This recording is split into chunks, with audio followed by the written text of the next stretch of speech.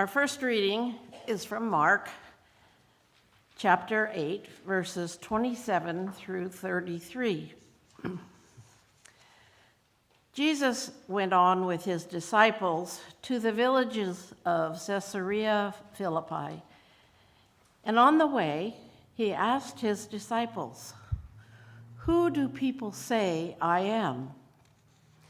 And they answered him, "John the Baptist, and others, Elijah, and still others, one of the prophets."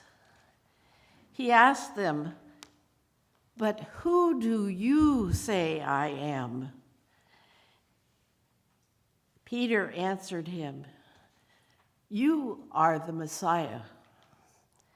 And he sternly ordered them not to tell anyone about him. Then he began to teach them that the Son of Man must undergo great suffering and be rejected by the elders, the chief priests, and the scribes, and be killed after 3 days, rise again. He said all this quite openly, and Peter took him aside and began to rebuke him. But turning and looking at his disciples, he rebuked Peter and said, "Get behind me, Satan, for you are setting your mind not on divine things, but on human things."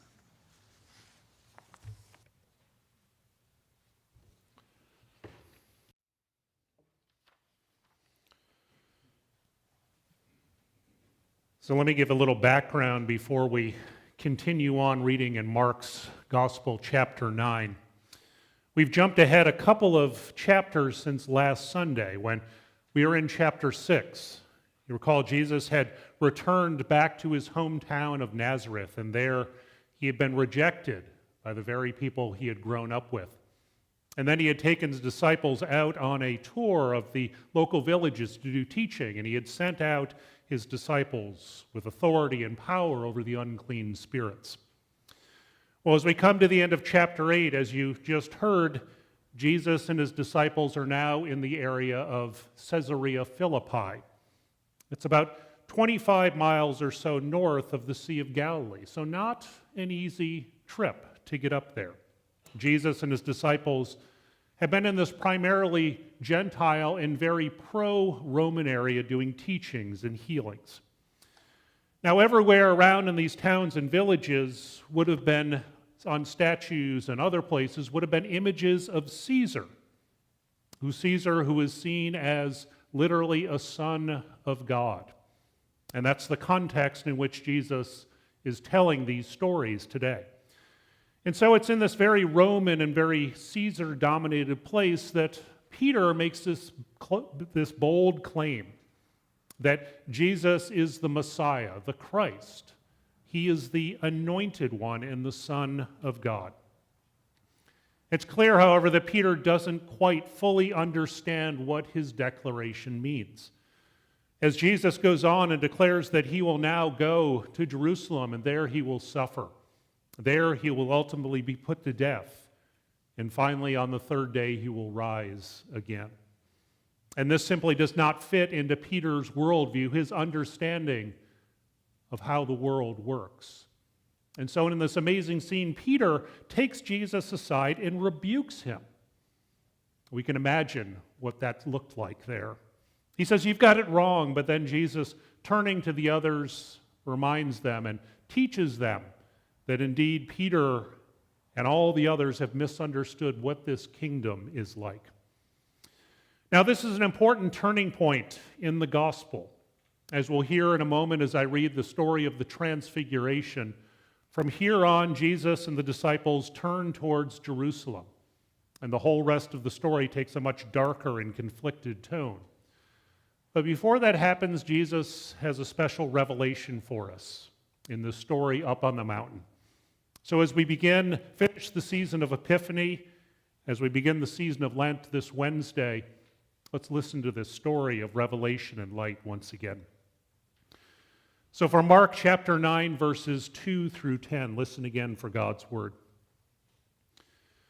6 days later, Jesus took with him Peter and James and John, and he led them up a high mountain apart by themselves. And he was transfigured before them. His clothes became dazzling bright, such as no one on earth could brighten them. And there appeared with them Elijah with Moses, who were talking with Jesus. Then Peter said to Jesus, "Rabbi, it is good for us to be here.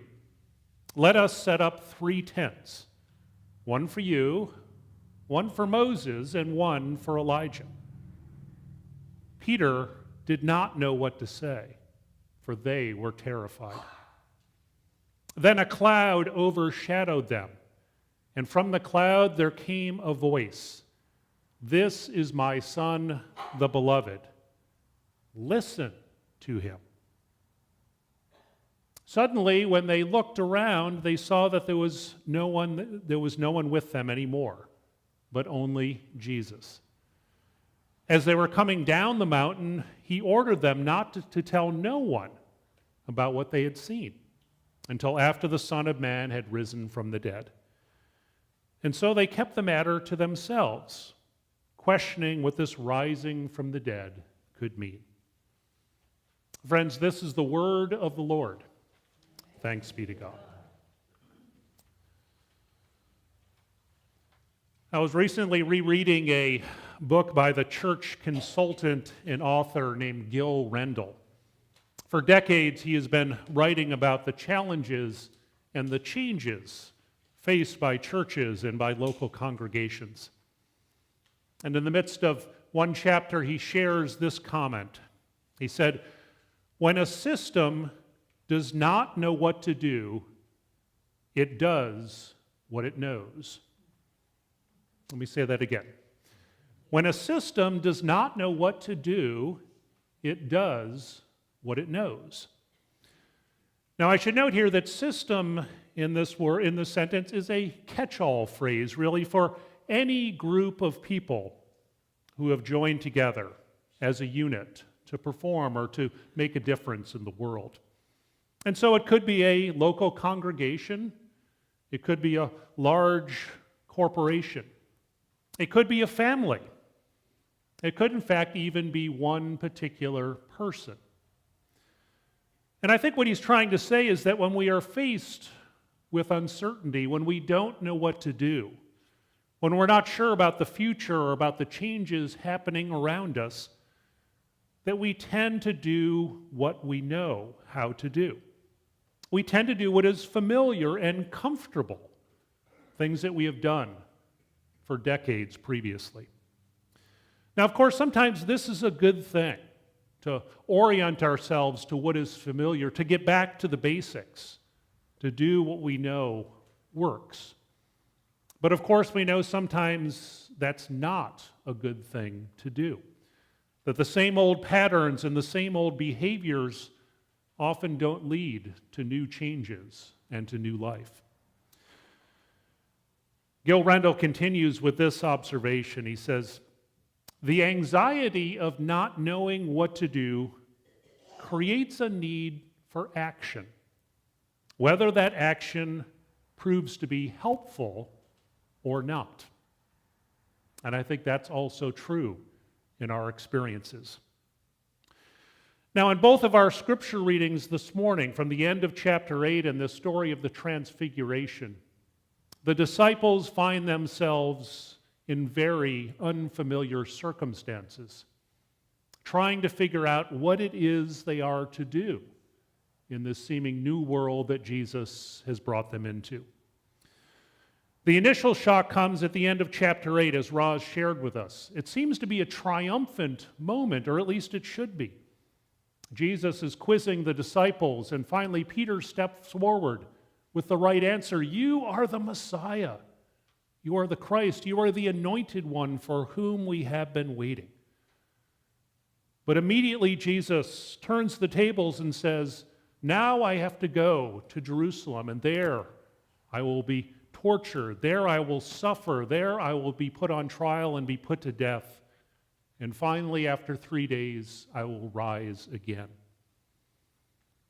This is something that the system, that the disciples simply cannot grasp.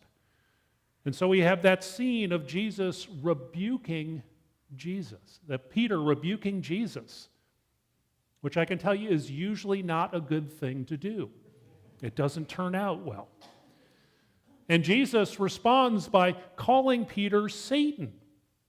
Also, another thing you probably don't want Jesus saying to you, an indication that something is missing here. And then he tells Peter that you are setting your mind not on divine things, but on human things. In other words, the old and familiar human ways of doing things simply no longer work. That a new divine kingdom is breaking forth that calls for new action and new understanding. The next challenge, and the greater challenge perhaps, comes 6 days later, Mark tells us, as Jesus takes the 3 disciples, the hand-picked disciples, and leads them up on the mountain. And there we wonder what is going to happen. Now we know that mountains have long held a powerful and even mystical attraction for human beings across centuries and across cultures. We understand mountains to be sacred dwelling places. For example, Mount Olympus in the Greek tradition is the place where the gods dwelled. And of course, in the Old Testament, Yahweh, the God of Israel, is often very closely linked to mountaintops. We think of Mount Sinai, where after 6 days, Moses went up into the mountain, into the clouds, and there the 10 Commandments are revealed to him. And of course, Mount Horeb, where Elijah heard the still, small voice of God speaking amidst all the chaos around him. And so mountains are associated with revelation, with God's revealing of God's self, because that is a place where heaven and earth are close and where something new is going to happen. Now, on this particular mountain in the story today, which is not named, we're told that Jesus takes the 3, Peter, James, and John, and there they encounter the living God. Now, the first astonishing thing that happens is almost beyond our human words for description. We call it a transfiguration. The Greek word is the same as our word metamorphosis. Somehow Jesus and his clothing become so dazzling white that it is beyond description. He has become white, which is the color of all colors joined together, all of heaven coming together, and Jesus is there in the midst of it. It is the place where Jesus belongs. Even as he has come to earth, we see him in his heavenly vision, standing on the mountaintop. And if that's not enough, what happens next is suddenly Moses and Elijah, the citizens of heaven, come and they are standing there with Jesus in conversation as the disciples try to grasp this reality. These 2 are, of course, 2 of the towering characters of the Old Testament. In some stories, Moses is said not to have died, but rather to be taken up to heaven. And Elijah, of course, we're told in the fiery chariot, is likewise taken to heaven. And it's these 2 who stand there with Jesus in this moment of revelation. We can just imagine what it's like for the disciples, their mouths agape, trying to somehow grasp this reality in front of them. They're terrified, and rightfully so, the gospel tells us. And Peter, after making an assessment of this, as he always does, it seems, decides it's a good time to speak. And we know this, again, does not go well for Peter. Because remember, when a system doesn't know what to do, it does what it knows. And Peter knows how to speak and to try to explain what's going on. And so we know that famous story of Peter, of course, blurting out, "Let us build a dwelling, a temple, a tabernacle, a tent, something up here on the mountain." Because, of course, building and Pitching tents is what Peter, as an observant Jew, would know how to do from his sacred history. We think of the story of the Israelites wandering in the desert for 40 years, pitching their tents as they went, fully reliant on God for all that they had. We think of the Ark of the Covenant and the temple and the tabernacle that was raised. It housed the 10 Commandments in this special place, the tent that moved around with the people. And so this is what Peter knows what to do, to build something to contain this mystery. But of course, Peter's building proposal is quickly and abruptly cut short. And we notice it's not Jesus or Moses or Elijah who speaks here, but rather it is the voice of God as the cloud suddenly overwhelms the mountaintop, and from the cloud comes the voice. It is the divine will interrupting and overshadowing this human misconception of what's going on. And the voice of God declares simply, "This is my Son. This is the one whom I love. Listen to him." In the Eastern Orthodox churches, they have a special emphasis on this celebration of the Transfiguration. And they have many different paintings and depictions called icons of this wonderful day. And so these pictures often tell a story of what's going on. And if you have your insert with you, I invite you to pull it out and take a look. I included one. Those who are watching on live stream should see this on your screen as well. Now, this is just one of many different icons out there of this particular story. But as we see, it's almost as if the disciples down at the bottom are falling off the mountain with the fear and the confusion of the moment. And we see standing at the top Jesus there together with Elijah and with Moses. Now, in many ways, this depiction is very fitting for how Mark teaches us and tells us about the disciples. Throughout the gospel, these disciples fail Jesus again and again. They fail to understand his teachings. They fail to grasp what the kingdom is really about as they strive for their own positions at the right hand of God. They fail finally to even be there with Jesus in his time of greatest need in the Garden of Gethsemane and at his crucifixion. But I think if we're honest, we also have to recognize that this is often a picture of our own lives as well. It's a story of our own failures, our own times of confusion, our own anxiety and fear where we also don't know what to do next, and sometimes call ourselves into question. And so in many ways, these three disciples up there on the mountain represent all of us who follow Jesus. They represent our fragile faith, our lack of insight and understanding, and our misunderstanding of what it means to listen to him, as we're told again and again, and by the divine voice this morning. And so, like many before us, we also don't know what to do. And so we do what we know, what is comfortable and familiar, and often fail to follow as we are called. One commentator I was reading this week pointed out that there's another group of three disciples later in Mark's gospel. And these three are Mary Magdalene, Salome, and the other Mary, the mother of James. Now these three manage to stay. They are with Jesus at the time of his death and even through his burial. They are present at the tomb on Easter morning. But they too ultimately fail. When they hear the message of the resurrection, it is simply too much for them to comprehend, too much for them to somehow grasp. And so they too at the end flee from the tomb.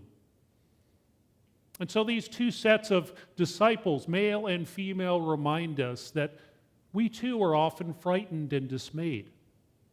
that we often set our minds not on divine things, but on human things, and fail to follow as we are called. And yet the Transfiguration ultimately is a story of joy and of hope and of good news. It is not a story that we are supposed to take and feel guilty about and to somehow put aside our own particular faith and our inequities. That's because this story is about Jesus' transfiguration, but also an invitation for our own transformation and newness. Now, if you look again at that image up there on the mountain that I shared this morning, there's a detail that's easy to overlook. That Jesus, with that light shining about him, you see down at the bottom, there are 3 rays of light that touch each one of the 3 disciples who were there. That this unearthly light, this divine light, touches them even in the midst of their failure, even in the midst of their falling down and not understanding what's going on. It is a light that is full of love and hope in inviting them to something new. And so the Transfiguration is God's promise to us that we too will be changed and we too will be made whole, that we will be transformed by the light and the love of Christ. And so despite our failings, despite our lack of faith and our doubts, the light of Christ still shines upon us and holds us and accepts us and invites us to continue on that path of faith. And it's a promise not just for us, but for the whole world. The whole of creation will be touched and transformed and transfigured by this light. Like the disciples in this morning's story, we too are invited to come back down the mountain. This week we'll continue on the road of faith in the season of Lent as we begin our Lenten journey on Ash Wednesday. But as we go, we have this image to carry with us. Christ himself standing at the very center of that promise, that no matter how dark and how distressed we may feel, the light of hope and good news will continue to shine. That Jesus stands there through his suffering, through his willingness to go to death even on the cross, and that is his entry into our very human sufferings and our own failings and darkness, that he will transform into a radiant and divine light. So like the disciples, we too are called to hear that voice that comes from the cloud, the voice echoing in our hearts, "This is my Son, the one whom I love. Listen to him."